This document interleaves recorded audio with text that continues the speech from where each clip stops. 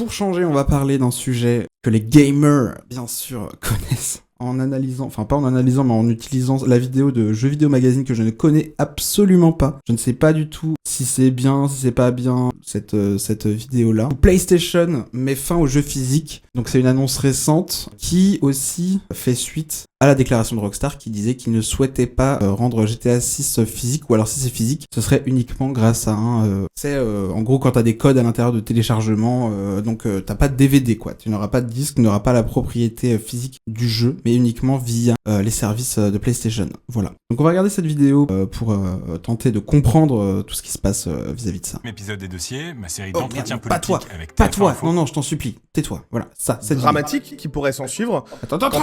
Je pense que certains ne mesurent pas l'importance et, on va dire, les conséquences dramatiques qui pourraient s'en suivre quand PlayStation arrêtera totalement de faire des disques. Bien le bonjour, la team JVM, c'est Momo, j'espère que vous allez bien. C'est une vidéo importante dans laquelle je vais prendre un petit peu le temps d'expliquer pour essayer un petit peu d'élargir, on va dire, l'esprit, mais également le débat globalement par rapport à tout ce qui s'est passé. Pour rappel, pour ceux qui ont raté l'information, je vous précise que hier, PlayStation a fait 2 communiqués qui annonçaient des mauvaises nouvelles. Première nouvelle, l'arrêt des disques physiques pour les nouveaux jeux à partir de janvier 2028. Et la seconde nouvelle, c'est par rapport à la fermeture des stores PS3 et PS Vita. En l'espace d'un tweet, en l'espace de 2 articles et en l'espace d'un instant T, PlayStation nous a dit, on arrête les disques physiques, vive le digital, et d'un autre côté, ah oui, pour ceux qui, évidemment, de leur côté, même on prenne leurs jeux sur le PS Store en digital, sur PS3 et PS Vita, c'est terminé, on a hâte de soutenir le truc. C'est une réaction légitime que d'être en colère, et en soi, en l'occurrence, je ne vous passe pas tous les commentaires, uniquement sur le site de PlayStation, et également du côté de leur poste, que ce soit en France, du côté des États-Unis, du côté du Canada, du côté de l'Australie, il y a des milliers de joueurs, des milliers, qui expriment leur mécontentement, et je dois vous dire que j'ai rarement vu une espèce d'élément, on va dire, où il y a autant de personnes qui manifestent leur mécontentement. Ça quand Sony supprime comme ça progressivement le support physique, c'est pas seulement un changement de format, c'est un changement de rapport de propriété, parce qu'avec un disque, voilà, tu possèdes l'objet. Tu peux le prêter, tu peux le revendre, tu peux le conserver, avec un achat numérique bien sûr. Tu n'achètes pas réellement le jeu, tu achètes une licence. Voilà, c'est ça le mot que j'ai cherché tout à l'heure dans les supports physiques que voulait faire GTA, c'est tu as effectivement une boîte, mais dedans tu auras surtout la licence, un code de téléchargement avec la licence d'utilisation qui est révocable. Donc ça veut dire que voilà, ce que tu achètes ne t'appartient pas, bien sûr. C'est une logique, bien sûr, typique du capitalisme contemporain. Il y avait l'image de, je sais plus qui dit vous ne posséderez rien et vous serez heureux. Voilà, remplacer remplacer la vente d'un bien, par un droit d'accès qui est complètement contrôlé par Sony ou par l'entreprise qui distribue le jeu. C'est pas l'objectif, voilà, c'est plus de vendre un produit, mais c'est que la société qui développe et qui produit en tout cas qui distribue plutôt, c'est pas la société qui produit, en plus c'est les distributeurs, ils ont un pouvoir permanent sur l'objet, sur le bien que tu as acheté, donc à la fois son utilisation, donc ça veut dire que s'il y a des mises à jour, si tu préférais une mise à jour avant, machin, tu ne possèdes plus ça, et aussi le distributeur contrôle une chose essentielle, le prix. Ça veut dire que le prix peut changer constamment, ça veut dire qu'il peut te demander aussi de racheter le jeu pour une mise à jour, pour machin, si tu veux y jouer. C'est complètement scandaleux, voilà, enfin je sais pas trop quoi en dire de plus, hein, en vrai, mais c'est évidemment scandaleux, on ne possède plus ce qu'on achète, ça fait chier. Ça fait juste chier. C'est dans la continuité de tout ce qu'on a toujours connu, hein. De toute façon, c'est transformer toujours plus d'aspects de la vie en source continue de revenus, de toute façon. Oui, le numérique pousse bien sûr à cette logique, la logique, voilà, de l'aspect de la vie en source de rente, qui était, je crois que c'est Karl Marx qui disait ça, hein. Voilà, je le recite, hein, bien sûr, on n'a jamais assez de Karl Marx, bien sûr, mais le numérique, oui, pousse cette logique au maximum, parce que une copie, ça coûte rien à reproduire.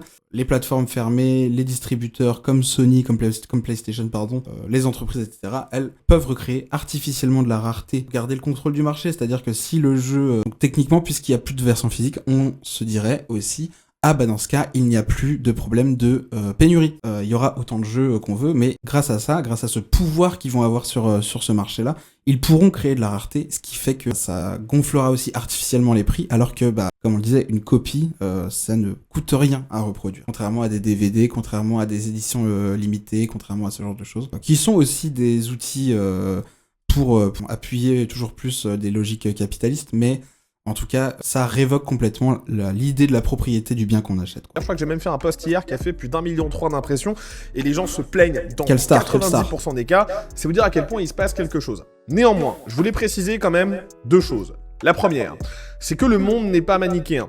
Il y a des éléments qui sont des circonstances compréhensibles de la part de l'éditeur, de la part de Sony, pour justement procéder à la fin du support physique. Ils l'ont expliqué dans leur article en disant que c'était dû tout simplement aux tendances de consommation, à la façon dont les joueurs consomment les jeux vidéo.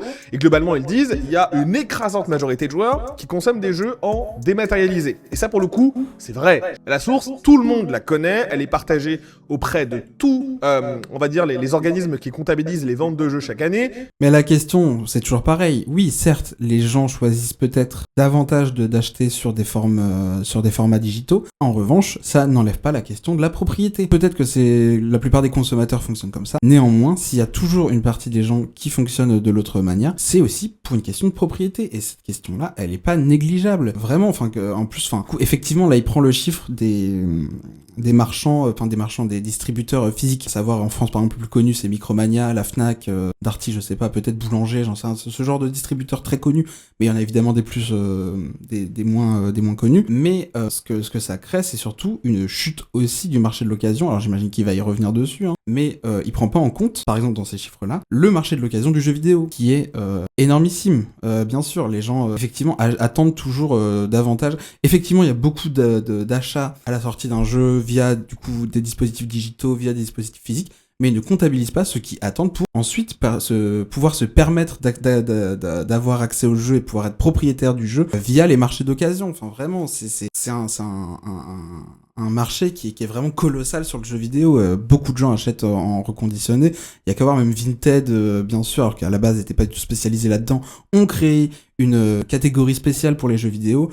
Le Bon Coin, bon, ça fait des années que ça existe, mais il y a même des distributeurs physiques qui maintenant se consacrent presque uniquement à des reventes de jeux d'occasion. Micromania, on allait très très souvent, vous souvenez-vous, pour ceux qui ont connu l'ère des Micromania, et dans le bac de jeux d'occasion, c'était le bac qui était toujours squatté. Bon, après Micromania faisait des marges de zinzin, donc en fait vendait au prix d'occasion un jeu neuf, c'est pour ça qu'ils avaient quasiment jamais d'acheteurs aussi, mais sur le marché de l'occasion, on peut pas dire que ça n'existe pas vraiment. Et d'autant plus que créer uniquement des systèmes d'achat via du digital, en particulier avec PlayStation, ça crée aussi un quasi-monopole en fait pour Sony, pour la PlayStation. Alors j'avais noté que sur PlayStation, les jeux numériques passent essentiellement par le PlayStation Store où Sony prélève une commission sur chaque vente. Plusieurs recours collectifs, notamment au Royaume-Uni, accusent d'ailleurs Sony d'abuser de cette position dominante en maintenant des prix artificiellement élevés. Donc voilà, on a la situation d'un monopole qui n'est pas régulé et qui par conséquent peut faire complètement ce qu'il veut avec ses prix.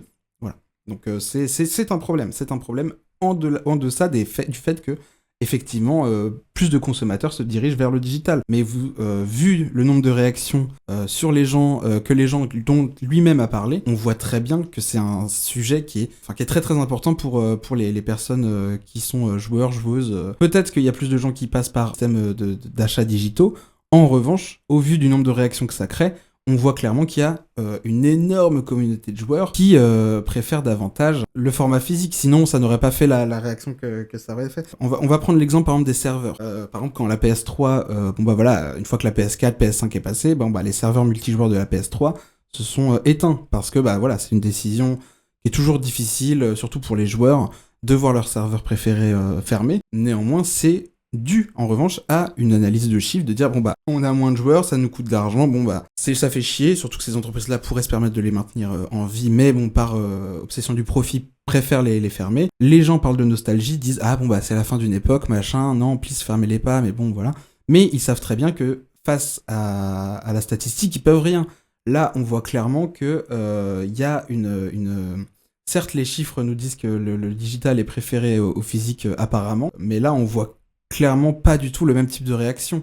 Et on voit clairement pas non plus le même type de conséquences non plus. Comme je le disais, les conséquences peuvent être le quasi-monopole de Sony et son appartenance et son pouvoir qui reste sur les biens qu'on décide d'acheter. Complètement zinzin. Et tout pareil, les chiffres de Sony, comme je le disais, ne montrent pas et ne mettent pas en valeur aussi les chiffres du marché d'occasion du jeu vidéo. Je pense que je suis vraiment loin d'être le seul à attendre un petit moment ou voire même plusieurs années avant d'acheter une console. Enfin moi la PS4 je l'ai eu en 2018 parce que elle était accessible à ce moment-là pour moi sur le marché d'occasion. Et on est tellement à dépendre du marché d'occasion, c'est vraiment aussi la fin d'un nombre de joueurs conséquents. C'est aussi ça, c'est non seulement la privation de la propriété, mais non seulement la privation d'un médium sur l'échelle globale des gens, quoi. C'est vrai, les gens consomment en dématérialisé. Le ratio, par exemple, Full Game Software Digital ratio sur PS4 et PS5, il est de 76% du côté de l'année fiscale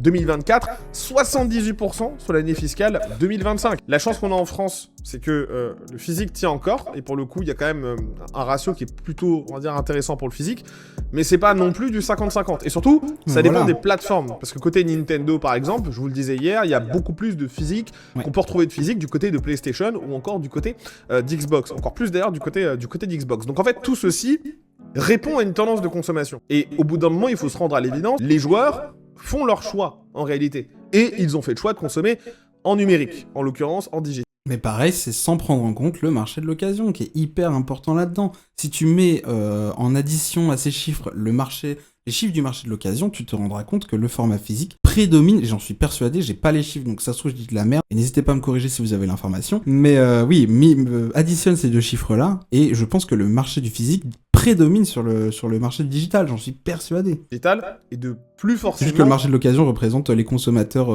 moins aisés, et donc les moins intéressants à avoir. Mais malgré tout, c'est une économie circulaire, c'est une économie qui tourne. Et peut-être que quelqu'un qui achète un jeu d'occasion fera tourner les services, dépensera de l'argent pour des add-ons ou des cosplays ou d'autres mécaniques sur le jeu. Enfin bref, le marché de l'occasion ne tue pas du tout le monde, l'économie du jeu vidéo. Au contraire, il l'a fait vraiment prospérer. Moins directement qu'un achat direct, mais en tout cas, c'est évident que le marché de l'occasion insuffle énormément financièrement dans le marché du jeu vidéo. Et c'est idiot de pas mettre en relativité ces chiffres-là, quoi. À passer par les disques physiques. Donc ça, c'est le premier élément important parce que j'ai l'impression que certains ont oublié quand même que, en majorité des cas, les joueurs achètent leurs jeux en numérique. Maintenant, est-ce qu'il faut tout excuser? Est-ce qu'il faut tout pardonner?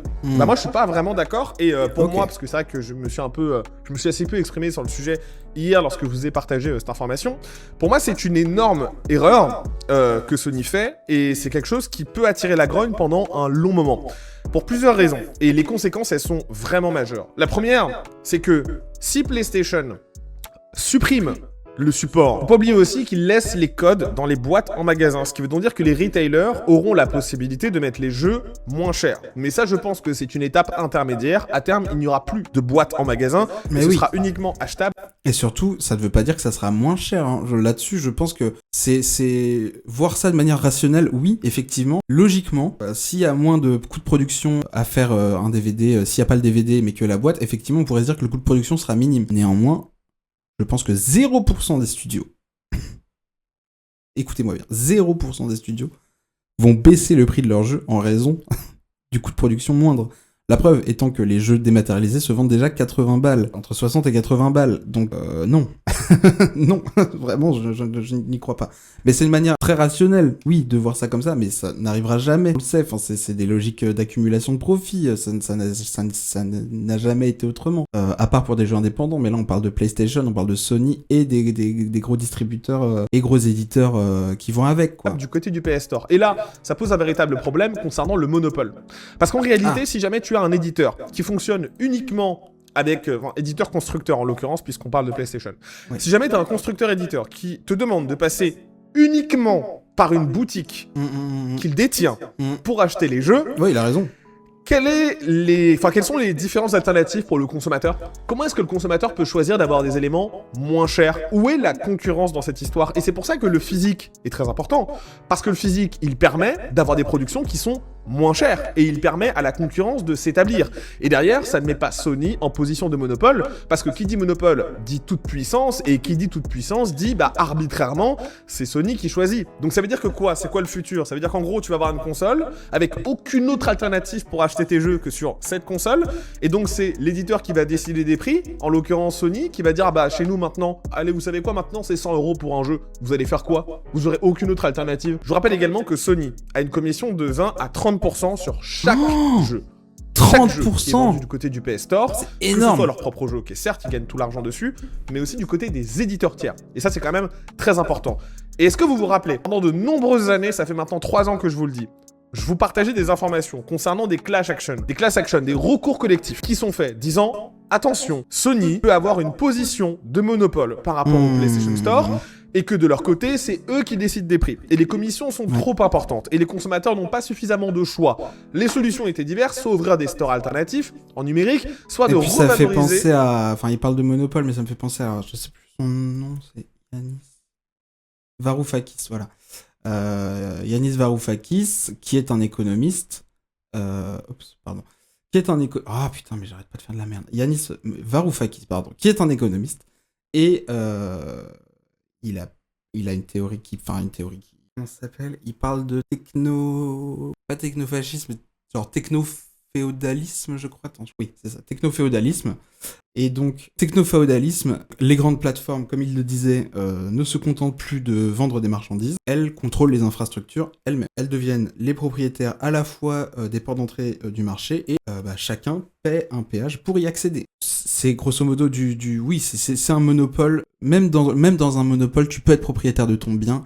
Là, on parle vraiment du fait que même les infrastructures, pas seulement les infrastructures, mais également les biens sont contrôlés et sont utilisés, comme je disais, il y a une question de pouvoir de l'infrastructure et de l'éditeur, du constructeur, de machin, sur le bien qu'il vend. Et donc c'est pour ça qu'on parle de techno-féodalisme. Qu'est-ce que voilà, une expression venue de la science-fiction pour désigner la mutation du capitalisme prenant appui sur le système de domination des seigneurs sur les serfs. Ce concert décrit le pouvoir économique et politique exercé sur nos vies par les gens de la Silicon Valley. C'est quelque chose qui est développé en particulier grâce au numérique, bien sûr. C'est pour ça que c'est aussi très nouveau. C'est pour ça qu'on parle de mutation du capitalisme, c'est parce que vraiment l'aspect de la vente numérique, alors certes qui existe depuis très longtemps, qui prend, qui a vraiment plus de pouvoir maintenant qu'il n'en a jamais eu avant. Il y a une mutation réelle, comme on le disait, et on voit complètement l'exemple avec ce qu'est en train de faire Sony actuellement. Ça me fait, alors rien à voir, mais ça me fait penser, c'est pas The Crew aussi? The Crew, où Ubisoft avait fermé les serveurs, ce qui fait que le jeu ne pouvait pas être joué. Tout simplement, on pouvait pas jouer au jeu parce qu'ils avaient fermé les serveurs alors que les gens l'avaient acheté complètement légalement,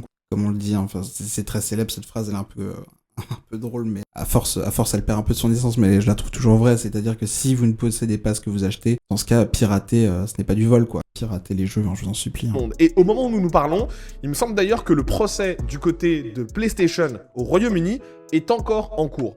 C'est vous dire à quel point il y a des recours collectifs qui avaient déjà été mis en place pour dire attention, si Sony décide de se séparer du physique, on va avoir un très gros problème. Ce que je veux vous faire comprendre pour certains qui n'ont pas totalement capté le truc, ça va bien au-delà de simplement je préfère le physique ou je veux mon disque, je veux ma galette pour la rentrer dans ma console. C'est au-delà de la pure nostalgie. Il en va du droit des consommateurs d'avoir la possibilité d'avoir le choix. Et ce choix-là, il est important car on l'a constaté à travers l'industrie, à partir du moment où on a un acteur qui est en position de monopole, il fait ce que bon lui semble. Est-ce que vous vous rappelez de la vidéo de PlayStation qui est sortie il y a maintenant 13 ans où il se moquait d'Xbox en montrant comment on prête un jeu du côté de la PlayStation 4. Et on avait Shoyo Yoshida justement qui donnait justement la boîte, voilà, partager le jeu avec un petit tuto. Voilà, hop là. Ça, je m'en souviens pas du tout, ça. Cette vidéo, elle a extrêmement mal vieilli. Hein, ça, on va être très clair. Et d'ailleurs, quand on va voir les commentaires de cette vidéo-là aujourd'hui, les gens, ils sont pas très gentils par rapport à la situation. Donc voilà. Alors certains diront, mais Momo, on s'en fout, on prête nos comptes. Ouais, enfin en attendant, c'est beaucoup plus simple de prêter son jeu avec une boîte. Oui, puis souvent, en plus, tu peux te faire ban pour ça, hein, bien sûr. Bon, on l'a tous fait, je pense, pour les utilisateurs PS4, encore moi aujourd'hui. Hein, je suis encore sur la PS4 parce que j'ai pas les moyens d'avoir la PS5. Mais sur la PS4, oui, tu peux prêter tes comptes, tu peux prêter les jeux que t'as achetés digitalement. Mais déjà, t'as un risque de ban énorme. C'est compliqué. Faut vraiment... tu partages pas seulement le jeu, mais tu partages aussi ton compte, ton mot de passe. Bon, après, du coup, voilà, tu le fais avec des potes à qui t'es proche, mais bon, c'est pas aussi simple, effectivement, et c'est pas aussi... Et puis, c'est répréhensible, quoi. Enfin, comme je le disais, tu peux avoir des bans pour ça. Hein. Et Sony a peut-être tendance à oublier qu'il va falloir très sérieusement revoir la qualité et surtout la sécurité des serveurs, parce que, en réalité... Si jamais il y a quelqu'un parmi vous qui a un jeu PlayStation 6 et qui de son côté est en train d'y jouer tranquillement, que le lendemain il veut y rejouer, que tout d'un coup, comme par hasard, il a plus accès à son compte. S'il y a un piratage, s'il y a un bug, s'il y a un ban, vous perdez toute votre bibliothèque. Oui. Et dans certains cas de figure, c'est des milliers d'euros de jeux. Et vous aurez beau monter, descendre, trouver des alternatives, ce sera au bon vouloir de PlayStation. Et c'est d'ailleurs pour ça qu'il y a, comme je le disais, je parlais du piratage tout à l'heure, mais le piratage n'a jamais été aussi nécessaire. Je veux dire ce mot nécessaire qu'aujourd'hui, et c'est pour ça qu'il a complètement retrouvé une légitimité en fait dans le débat public grâce à ça. À la base, le piratage s'est présenté pour avoir un jeu gratuitement, mais c'est surtout un moyen d'avoir la propriété, d'avoir en tout cas la main mise sur un jeu. Donc et aussi, j'ai pas parlé de ça, mais l'émulation, la préservation aussi des jeux. Quand par exemple le PS3, même la Nintendo DS, la Nintendo c'était quoi 3DS ou je sais plus, qu'on fermait leur serveur, peut-être pas la 3DS mais le modèle d'avant, qui ferme leur serveur où il y a des jeux uniquement accessibles via le store de Nintendo. Quand le serveur ferme, ou pareil sur la Wii, etc., sur les anciennes consoles, on perd un contenu, on perd un jeu. Des gens qui peut-être y jouaient ne peuvent plus y jouer, ou ne pourront pas le découvrir. Donc il y a aussi le piratage, et l'émulation d'ailleurs en général. Il y a aussi un gros débat sur la préservation des jeux. Comment on peut préserver un jeu uniquement disponible en numérique? C'est aussi à ça qu'elle sert la version physique. C'est aussi la préservation. La plupart des gens qui font des émulations, ils font pas ça seulement pour contourner le système, posséder, avoir les trucs légalement. C'est juste que c'est la seule manière d'avoir accès à certains jeux. C'est vraiment la seule manière. Il y a aucune autre manière de se procurer certains jeux qu'avec le piratage. Ça gagne beaucoup plus en légitimité aujourd'hui qu'à une certaine époque où on se souvient, tu ne volerais pas une voiture, le piratage c'est du vol. Non, vraiment. Ça a un intérêt, ça a un véritable intérêt, et peut-être davantage aujourd'hui. Je vous en supplie, ceux qui ont perdu un peu cette culture du piratage, retournez là-dedans, retrouver un peu les forums. En plus, ça n'a jamais été aussi bien documenté qu'aujourd'hui, même sur les trucs un peu mainstream. Alors c'est sûr que quand on s'y connaît un peu, qu'on a toujours un peu vécu là-dedans, on a accès à certains outils beaucoup plus élaborés. Mais même en étant juste sur Reddit, qui est le site le plus mainstream pour avoir accès à ça, vraiment vous avez un catalogue et une documentation sur ça qui est vraiment fondamentale, et vraiment intéressez-vous-y, je sais pas, enfin bref, il faut que vous y intéressiez, parce que c'est vraiment important dans, comme je disais, comme lui disait d'ailleurs, la protection des consommateurs, sur la propriété et aussi sur la préservation des jeux. Voilà.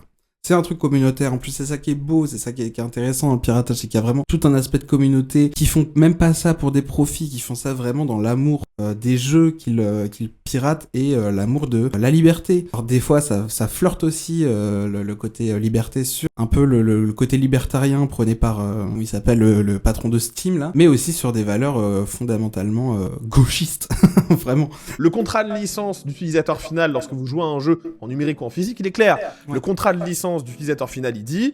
Le jeu auquel vous allez jouer, c'est une licence qu'on vous prête, on peut vous la révoquer à tout moment, vous n'avez pas le droit de la vendre, etc. etc. C'est pour ça que le marché de l'occasion a toujours été touchy par rapport à ça, mais en réalité, les éditeurs s'en foutent. Mais par contre, c'est là où le paradoxe est frappant, parce que les joueurs financent intégralement la production des jeux, mais disposent de moins en moins de droits vis-à-vis de ce qu'ils paient. Il n'y a plus une vente de marchandises, il y a, comme il dit, une location d'un accès, et l'éditeur reste propriétaire de ça tout en faisant porter au consommateur l'intégralité du coût. Donc c'est vraiment un paradoxe extrêmement problématique sur le financement. Comment on peut payer de plus en plus cher Et comme je le disais, c'est les joueurs qui intégralement financent la production des jeux auxquels ils jouent. C'est vraiment là où du coup on peut revenir justement à l'idée du techno-féodalisme, même en produisant, je sais pas, en finançant plutôt l'intégralité du coût de production, on se retrouve à avoir de moins en moins de droits. Enfin bref, c'est vraiment zinzin la mutation du capitalisme. Mais parfois, vous savez, il y a des situations où les gens font des choix, mais ça veut pas dire qu'ils ne veulent que ça. Ça veut dire aussi qu'il peut peut-être y avoir une ambivalence, ou du moins, et pour moi je pense que c'est un peu le truc, je comprends pas pourquoi personne dans l'industrie l'a compris. Quand vous voyez qu'il y a plein de gens qui consomment du numérique, légiférez là-dessus, offrez-leur des opportunités en numérique. Vous savez bien que la génération actuelle consomme du numérique. Proposez-leur de prêter leur jeu en numérique. Je comprends pas le concept. Proposez des moyens alternatifs. Mais Après, là où je comprends son énervement, et d'un côté, là où je suis pas tout à fait d'accord avec lui, c'est ils y ont pensé. Là où je suis d'accord, il a raison de s'énerver pour ça, mais je ne suis pas d'accord avec lui. Dire ça comme s'il n'y avait pas pensé, c'est... Enfin, faut être d'élu, vraiment. Ils y ont pensé, évidemment, pour Sony, mettre en place ce genre de choses, évidemment que ça pourrait se faire. Mais ils ont fait le choix de ne pas le faire. Je pense qu'on n'est pas les... C'est quelque chose qui existe depuis que... Ce débat-là, il existe depuis que les jeux sont disponibles en numérique, en vérité. C'est pas nouveau, on en parlait déjà il y a longtemps. C'est juste que là, effectivement, cette décision, elle, comme il dit, là où je suis d'accord aussi, c'est... Voilà, là, on n'a plus le choix. C'est-à-dire qu'avant, on avait le choix entre le numérique et le physique. Là, on n'a même plus ce choix-là. Et même si, quand bien même tu consommais en numérique, tu pouvais quand même te dire que tu avais le choix au cas où. Et le jeu, c'est important pour le consommateur. C'est un droit du consommateur qui est vraiment nécessaire et important. Et là où je suis pas d'accord et où je pense qu'il est un peu d'élu, alors peut-être qu'il va s'expliquer après, mais dire ça dans l'idée que Sony n'y aurait pas pensé, c'est faux. Ils y ont pensé, évidemment qu'ils y ont pensé. C'est un débat, comme je le disais, qui est vieux comme le monde, vraiment. Et s'ils ne l'ont pas fait, c'est uniquement, comme je le disais, et comme lui-même le disait, pour rester propriétaire des biens qu'ils vendent, pour comme on disait, comme on parlait de techno-féodalisme tout à l'heure, de parler du concept de voilà, l'infrastructure qui possède également le bien qu'ils vendent, et qu'on est juste des locataires. Donc faire ça, ça leur enlèverait encore la position de grand Manitou sur nos biens. Et ça leur est pas permis, enfin ça leur est pas possible pour eux d'imaginer quelque chose comme ça. Je suis d'accord avec ce qu'il dit, mais je pense qu'il faut pas prendre Sony pour des cons et qu'ils y ont évidemment pensé, et qu'au contraire cette décision est complètement choisie, et au contraire il faut les attaquer là-dessus, pas leur demander s'ils pourraient faire ça. Ils y ont pensé, mais attaquer le Sony sur le fait qu'ils ont fait le choix de ne pas proposer par exemple un marché d'occasion en numérique. D'acheter les gens numériques. Et même s'ils avaient un marché de l'occasion numérique, on sait très bien que dans tous les cas ils mettraient leur grain de sel de manière assez importante pour que dans tous les cas ils ressortent gagnants, et que pareillement les consommateurs se retrouveraient baisés à la fin. Au-delà même du marché gris, genre instant gaming, etc. Proposer des alternatives. Vous voyez bien que tout le monde se rue dessus. Trouver des solutions. Ça ne va pas dans le sens des actionnaires, ça ne va pas dans le sens du grand capital, si vous voulez, etc. Mais en attendant, okay. Mais il a tout dit, il est pas être un véritable point de blocage. Voilà en tout cas par rapport à ce que j'avais à vous dire. Je sais que c'était une vidéo assez longue, je me suis même pas rendu compte du temps qui passait, mais permettez-moi juste de vous dire une chose. Le progrès c'est bien, oui il faut évoluer avec son temps, par contre il ne faut pas que ça se fasse au détriment des gens. Il a raison. C'est pour moi le seul point le plus important. Il a complètement raison. On peut passer full numérique si vous voulez. Hein. Mais en l'état actuel des choses, on va avoir un énorme problème pour la prochaine génération. La bille, jouez bien, prenez soin de vous, à très vite, merci. Il était très bon, c'était une très très bonne vidéo. J'ai pas tout mis, donc si jamais vous voulez voir l'entièreté de la vidéo, allez-y. Vraiment, c'était une très très bonne vidéo. Je viens de lire un peu les commentaires. Ce qui m'embête le plus, c'est la disparition de l'occasion, voilà, comme on le disait. Oui, dans la vidéo, il a évoqué les statistiques de vente de jeux neufs, mais la portée d'un jeu physique va au-delà de la vente neuve. Voilà, exactement. Vraiment, putain, je suis un génie, quoi. Je suis tellement HPI, enfin bref. Si les jeux représentent 20% des ventes neuves, c'est qu'ils touchent par rebond de l'occasion peut-être 30-40% des joueurs. Bah oui, complètement. Là, on va priver une énorme partie des gens, des consommateurs de jeux vidéo, d'un médium entier. Enfin, je veux dire, c'est quand même... Je voulais tuer le marché de l'occasion, maintenant c'est fait, la solution partir en masse. Ouais, mais au profit de quoi? Parce qu'évidemment, partir en masse sur PC, mais enfin, un PC ça coûte une blinde. Tout le monde peut pas s'offrir ça, quoi. Et pareillement, enfin, un PC, ça n'enlève pas le... Enfin, je sais pas, au profit de quoi en fait? Je suis d'accord, hein, mais moi que la Steam Machine soit hors de prix, ouais, mais bon. Partir en masse et les couler, j'y crois pas du tout. Par contre, leur faire mal, c'est possible. Ouais, mais pareil, je suis pas... C'est utopique, hein. C'est un peu trop utopique comme manière. Les constructeurs ne répondent pas à la demande, ils la créent de force. Ils ont poussé la dématérialiser en vendant des consoles sans lecteur dès le départ. Voilà, exactement. D'ailleurs, c'est un débat. Ce débat-là avait été encore une fois remis en question, sur le devant de la scène grâce, ou plutôt à cause de la sortie des consoles dématérialisées, donc la PS5 Slim, je sais pas si c'est ça, où il n'y avait pas de lecteur CD, et la Xbox Series, je sais plus combien, qui pareillement n'avait pas de lecteur. Prochaine génération, je serai joueur PC, je vais faire les malins, pas de soucis. Oui, mais enfin, c'est pareil, vraiment. Si acheter n'est pas possédé, pirater n'est pas volé, voilà. Bref, je pense que c'est la conclusion à avoir, hein, vraiment, il faut pirater les jeux. Comme je le disais, c'est de plus en plus documenté, c'est beaucoup plus accessible qu'à une époque, je pense, même pour des trucs un peu mainstream, vraiment, ça se fait. Donc voilà, en conclusion, la réaction contre Sony, elle est légitime, et peut-être qu'elle montre aussi une évolution des consciences, peut-être, parce que pendant longtemps... La dématérialisation, elle était présentée comme un progrès technique, Et encore, hein, parce que déjà, dès le début, hein, je vous dis, hein, c'est vraiment cette question-là, elle était posée, quoi. Donc voilà. Et puis, bon, bah, ce que ça amène, c'est moins de concurrence, moins de propriété, moins de droits, moins de transmission, et puis davantage de dépendance envers des plateformes qui sont déjà énormes, quoi. Qui sont déjà en quasi-monopole. Bon, pas seulement une bataille pour le disque physique, bien sûr, hein, c'est comme il le disait, c'est pas seulement pour mettre sa galette dans sa console. C'est une bataille fondamentale pour savoir si acheter, c'est encore posséder. Et bah, c'est la fin du stream. On a bien parlé, c'était cool. Et puis voilà. Merci à tous. Et puis à très bientôt. Ciao l'équipe.